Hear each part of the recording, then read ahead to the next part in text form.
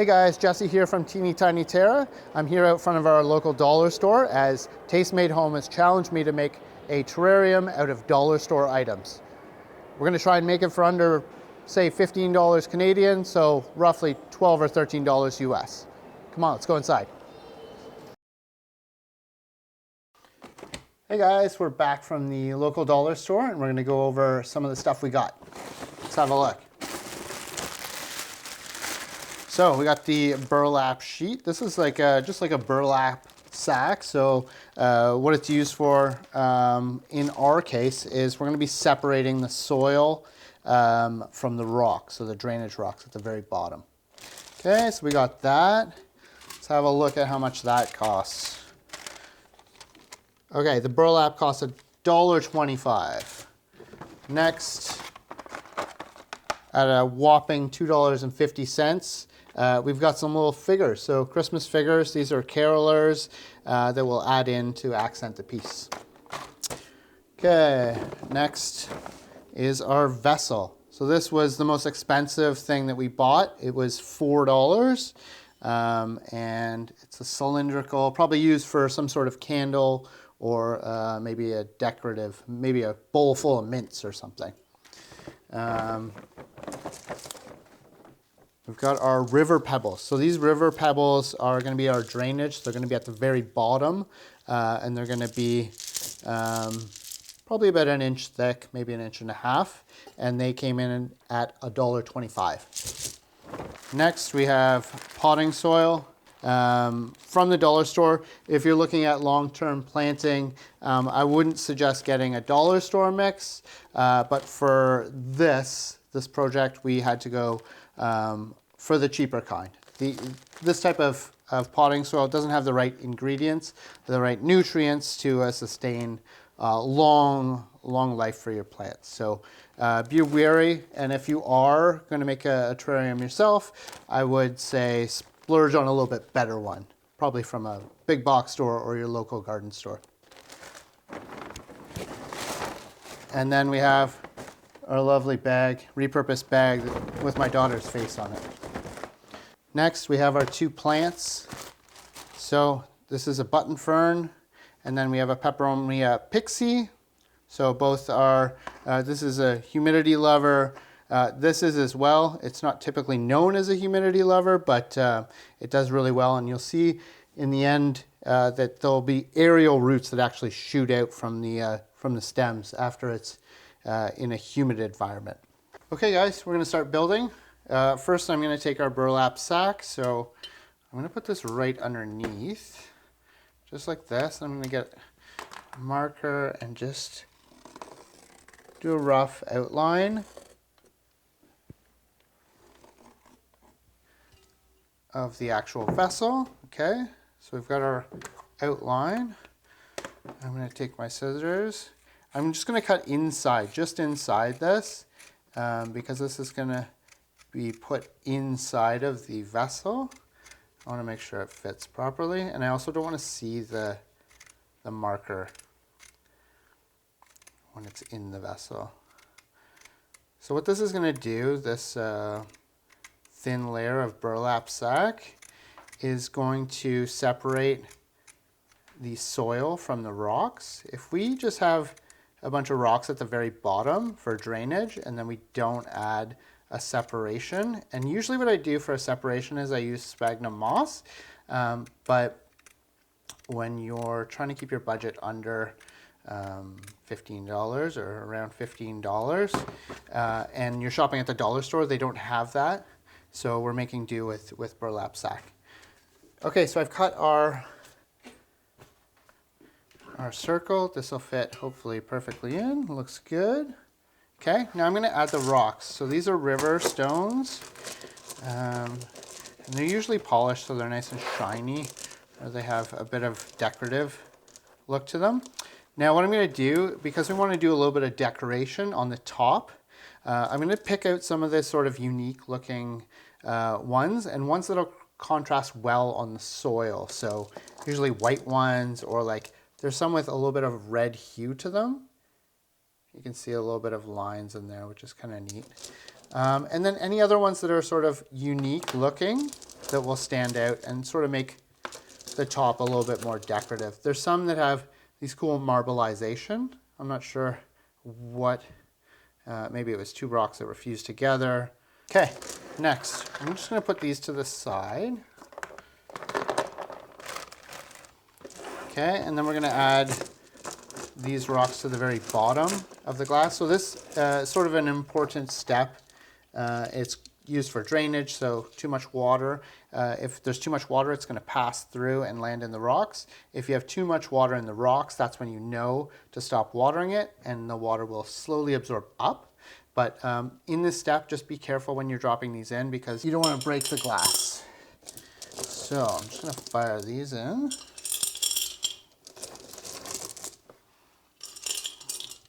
And what you're looking for is a really uniform sort of look and also layer. You want to push them down, move them around, make sure that they fit nicely in. And then when you're viewing this from the side, you want to make sure that you can see a layer of them. It's sort of not only good for drainage, but also part of the decorative part of terrariums. Some of the super cute ones I'll keep for the top as well. There we go. Now I'm going to add the burlap. Just put it down in there, sort of like that. And now you can sort of push down on it to make sure that your layer of rocks is uniform and flat. Okay, so this will all be pushed down once we add soil to it. So next, we're going to add our soil. Here's our potting soil. Okay, so for this step, we're just going to add a little bit of soil. So we just want to make a uniform sort of like layer like we did with the rocks. And what's going to happen is when we add our plants, it's going to sit on top of that soil. Then when we add our plants, we'll slowly add more soil to it to build up and fortify the plants so that they stay in there.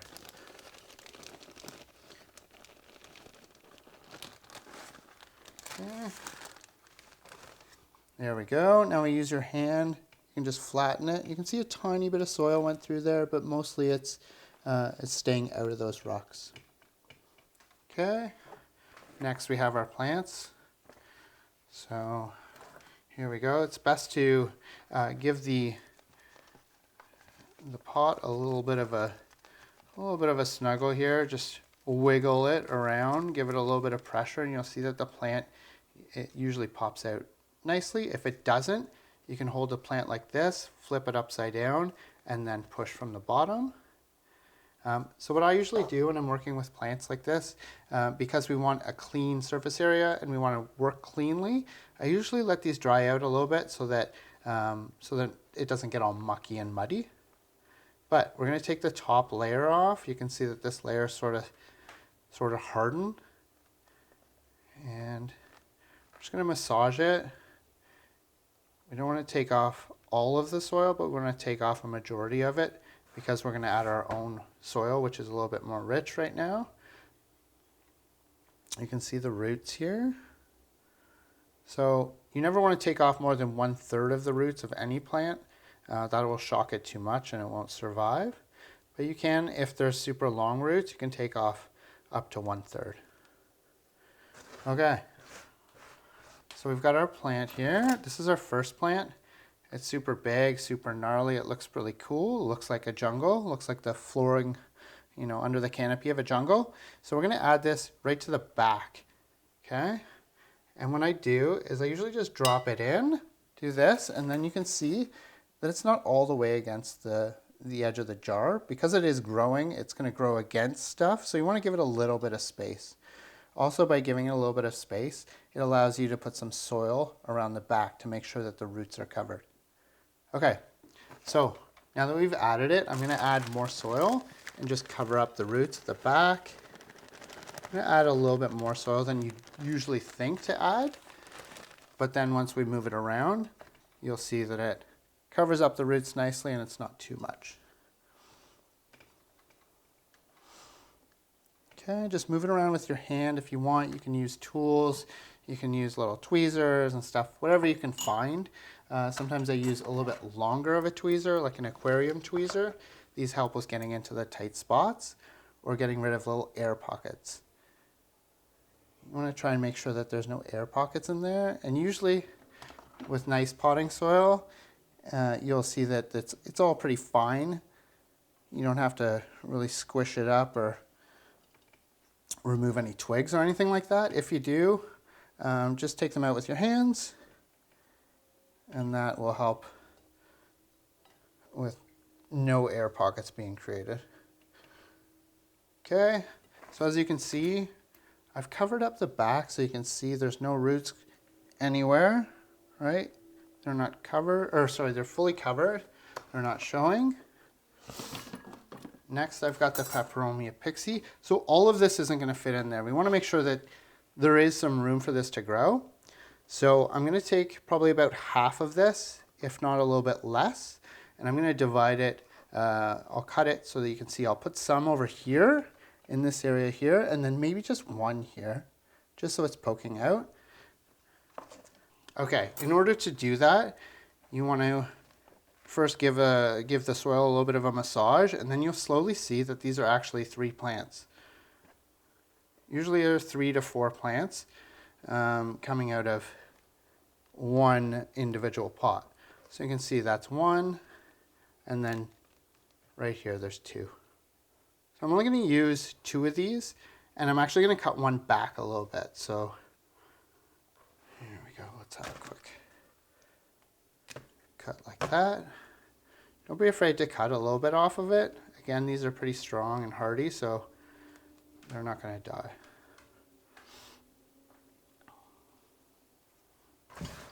Okay, now that we have this, I'm just going to have a look and see what it looks like. So still too much, so I'm going to cut a little bit more off of it.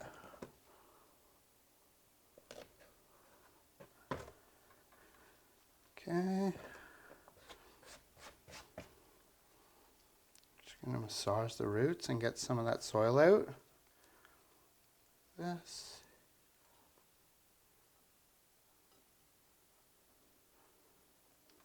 That. There we go. And then we'll add another one here. So for this one, there already was soil here. Now I'm just going to create a little pocket so that when I get the roots for this one here, I can just plop it right in there, and then we'll add some more soil to cover everything up.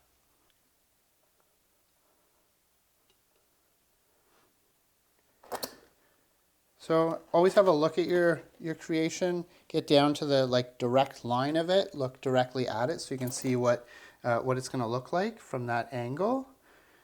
And what I like to do is I always like to create an aesthetic where you're looking directly at one spot. So if it was to be on a table, you'd be looking at it directly like this. That way you can create a scene up front. So we're going to put our figures up there eventually. Okay, so we've got our 3rd plant in there, and I'm just going to cover the roots, and then I'll add more soil just to the front. And don't worry if you get soil on top of the plants, we can brush it off later. So right now it looks like there's a ton of soil in there, but as soon as you push down, you'll see there's not as much. Also, you want to make sure that there is enough soil because these plants are living and they do need the soil, the nutrients in the soil and the room to grow their roots. So there we go. Pretty cool. We can see we've got our nice layers, the rocks, the burlap, the soil, and then the plants in the back. Now we're going to add some rocks, so our decorative rocks.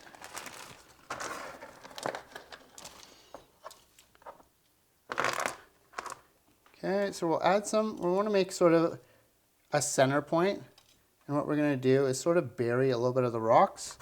We don't want to just put them in like that because then it just looks like they were just dropped in. We want to mimic nature and sort of stick them in so that it looks like they've been there for thousands of years, or they've been weathered by the elements.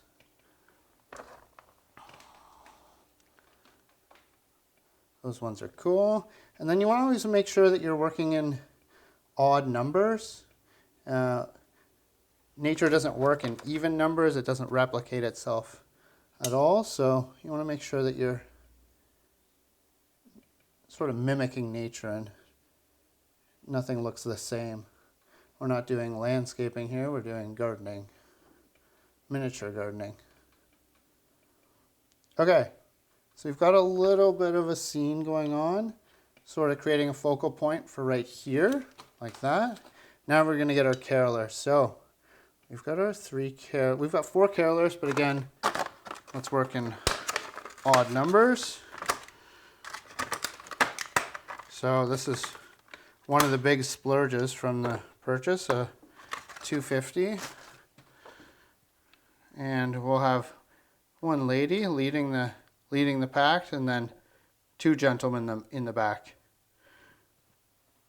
Okay. So we'll start with the back stuff, sort of like I did with the plants. That way we can work our way to the front. Okay. And just push them down, put a little bit of soil. These guys have a nice base, so you can just cover them up. And then this one, just do a little jiggle around, get a little bit of soil out of the way, and then I'll use any type of object. I'm using tweezers here, but the blunt end of tweezers just to cover up her footing.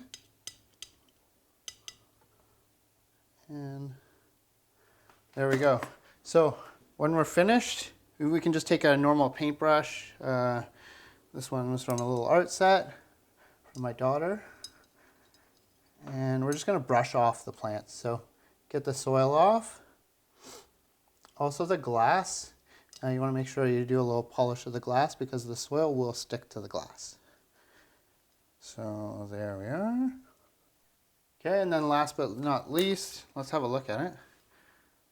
Oh, holy night. Okay, there's our carolers